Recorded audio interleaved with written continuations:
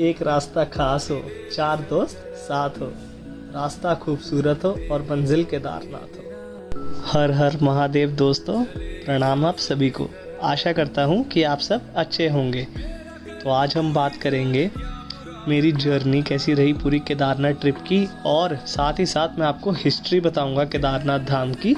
उसी के साथ साथ आज 20 अगस्त 2023 आपको केदारनाथ की लाइव आरती का मैं दर्शन भी कराऊंगा। तो इस वीडियो को पूरा अंत तक देखिएगा।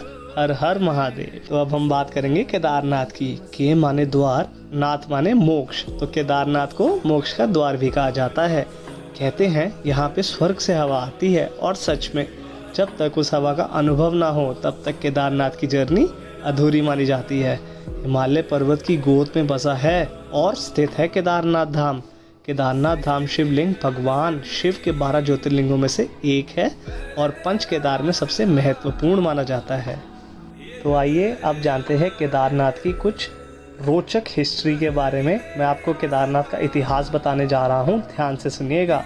मैं आपको सब बताऊंगा कि हमारे महादेव यहाँ पे कैसे और कब प्रकट हुए, और उनका शिवलिंग कैसे और कब यहाँ पे खुद ब खुद प्रकट हुआ। तो मान्यता है कि महाभारत के युद्ध के बाद पांडव अपने भाइयों की हत्या के पाप से मुक्त होने के लिए भगवान शिव से क्षमा मांगने उनके पास काशी गए, जहां उन्होंने भगवान शिव के दर्शन नहीं हो पाए।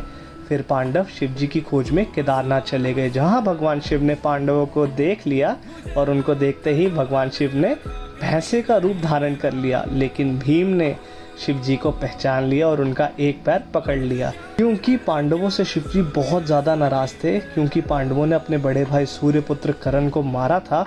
इसीलिए शिव जी पांडवों को दर्शन नहीं देना चाहते थे। तब शिव जी केदारनाथ आ गए, लेकिन जब भीम ने उन्हें पहचान लिया तब उन्होंने एक भैंसे का रूप बना लिया और धरती माँ में समाने लगे। तब भीम ने उनका एक पैर पकड़ लिया उनको पहचान के, और फिर महादेव ने पांडवों को दर्शन दिए और अपने भाई की मृत्यु से पांडवों को पाप जो लगा था पांडवों को, उनको शिवजी ने उस पाप से मुक्त किया। कहा जाता है कि हिमालय के केदार श्रृंग पर भगवान विष्णु के अवतार महातपस्वी नर और नारायण ऋषि तपस्या करते थे। उनकी आराधना से प्रसन्न होकर भगवान शिव ने यहाँ पे प्रकट हुए और उनकी प्रार्थना अनुसार यहाँ पे ज्योतिर्लिंग के रूप में विराजमान हो गए। पंच केदार में केदारनाथ धाम सबसे श्रेष्ठ माना जाता है और 12 ज्योतिर्लिंगों में से 5वां है केदारनाथ।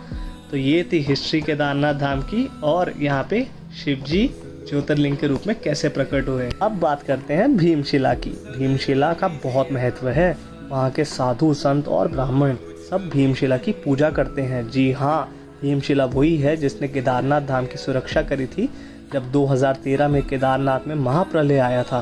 भीमशिला ने पानी को 2 हिस्सों में बांट दिया था केदारनाथ मंदिर के पीछे आके। ये शिला खड़ी हो गई थी, जैसे आपदा के टाइम पे मंदिर को कुछ नहीं होने दिया था इस शिला ने।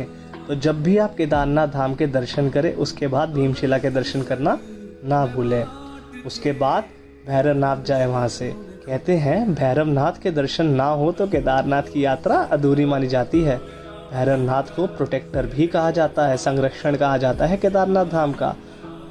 हर आपदा से सुरक्षा करते हैं वो केदारनाथ धाम की। भैरवनाथ जी को भगवान शिव का ही एक रूप माना गया है, और हर मंगलवार और शनिवार को भैरवनाथ जी की पूजा भी होती है। तो जब भी केदारनाथ जाना हो, आप केदारनाथ धाम में महादेव के दर्शन के बाद भीमशिला, आदि गुरु शंकराचार्य जी की मूर्ति और भैरवनाथ जी के दर्शन करने मत भूलिएगा। तभी आपकी यात्रा सफल और पूरी और मंगलमय मानी जाएगी। हर हर महादेव। बाकी केदारनाथ के बारे में और क्या ही कहूँ, बस इतना ही कहना चाहूँगा कि एक बार वहाँ जाओगे तो वहीं पे बस जाओगे, वहाँ से आने का मन नहीं करेगा। इतनी सुंदर, मनमोहक और स्वर्ग जैसी जगह है केदारनाथ, हमारे महादेव का घर, जहाँ पे जाने से मोक्ष की प्राप्ति होती है। वहाँ के शोर में भी सुकून है, क्योंकि हर कोई बस महादेव के प्रेम के रस में और महाभक्ति में हमारे महादेव के दर्शन और उनकी पावन आरती में विलीन है। तो बस ये थी आज की वीडियो, जिसमें मैंने आपको यहाँ की हिस्ट्री बताई और अपना अनुभव और अपनी फीलिंग्स, इमोशंस शेयर करी आपके साथ, अपनी फीलिंग्स को प्रेजेंट किया आपके साथ। आशा करता हूँ जब भी आपका बुलावा हो केदारनाथ का, आपकी यात्रा मंगलमय और शुभ हो। महादेव सबको दर्शन दे, सब पे अपनी दृष्टि बनाए और सबको खुशियाँ बांटे, सबको दर्शन देते रहें। वैसे एक बात बताऊं आपको, महादेव के दर्शन से बड़ी खुशी एक भक्त के लिए कुछ नहीं हो सकता। उसका तो जीना भी महादेव है और मरना भी महादेव के लिए ही है, क्योंकि महादेव ही आदि है और अंत भी वही है।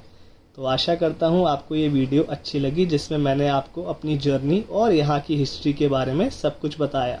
तो जब भी जाएं आप ये सब जो मैंने आपको बताया उसका स्मरण करें और केदारनाथ की सुंदरता का अनुभव करें और हर हर महादेव बोलकर बस महादेव के दर्शन करते जाएं।